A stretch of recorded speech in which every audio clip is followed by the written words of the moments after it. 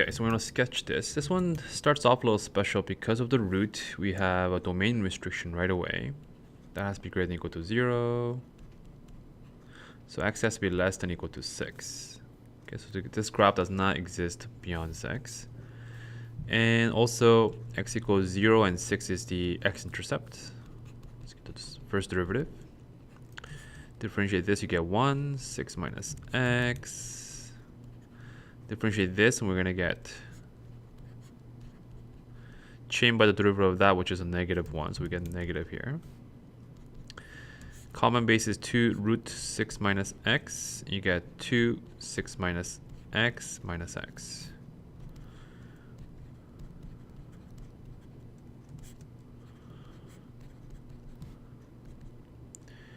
So that's minus 3. You can factor out of 3 to get 4 minus x over 2 root 6 minus x.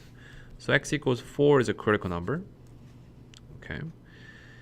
And also 6 is undefined as 6, but we know that's an endpoint, so we don't need to worry about that one. Second derivative.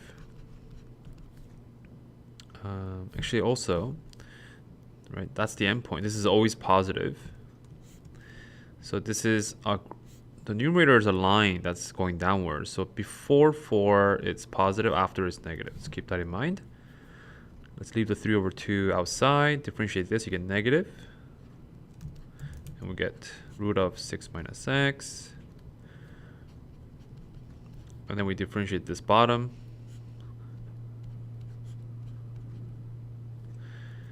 And then you square the bottom.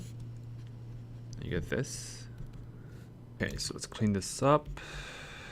We can multiply the top and bottom by root of 6 minus x, and we're going to get a minus 6 minus x. We're going to just get a 4 minus x over 2. This minus is from that negative. Okay, all over 6 minus x. This is power of 1. You add a power of half. That's 3 over 2. Okay. We can multiply top and bottom by 2 as well. Right? So if you multiply this by 2 and multiply that by 2, you get 3 over 4 minus, I'm going to expand this, 12 plus 2x minus 4 plus x. Okay, so continuing here, we get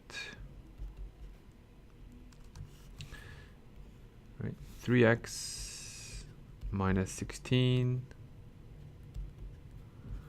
to the power of 3 over 2. Okay. From that, we get the critical number of 3x minus 16 is equal to 0.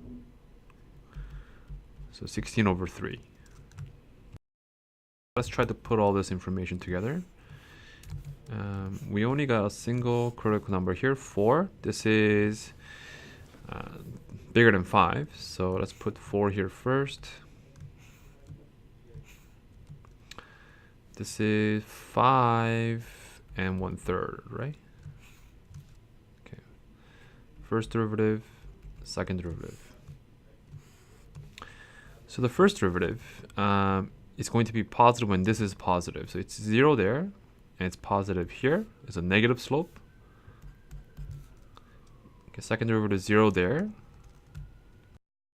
Denominator is always positive because within our domain, right? Because it's a square root. It still carries over the square root expression.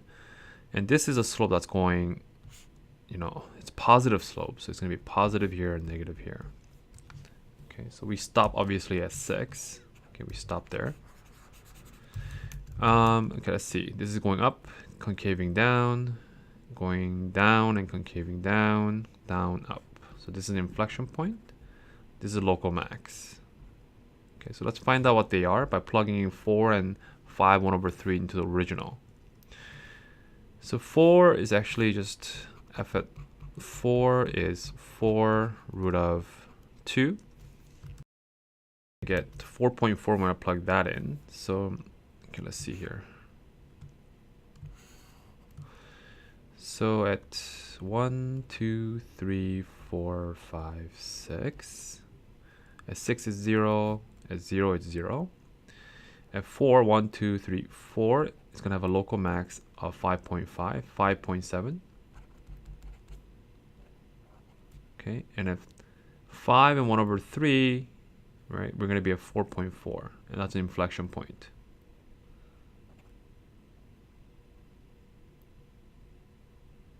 Okay, so it's going to do that. And it's going to continue to just increase here. So the graph's going to look like that. Let's just to be sure, as x approaches to minus infinity, we get a minus infinity root of, this is positive infinity. So this is clearly minus infinity. So that's the sketch.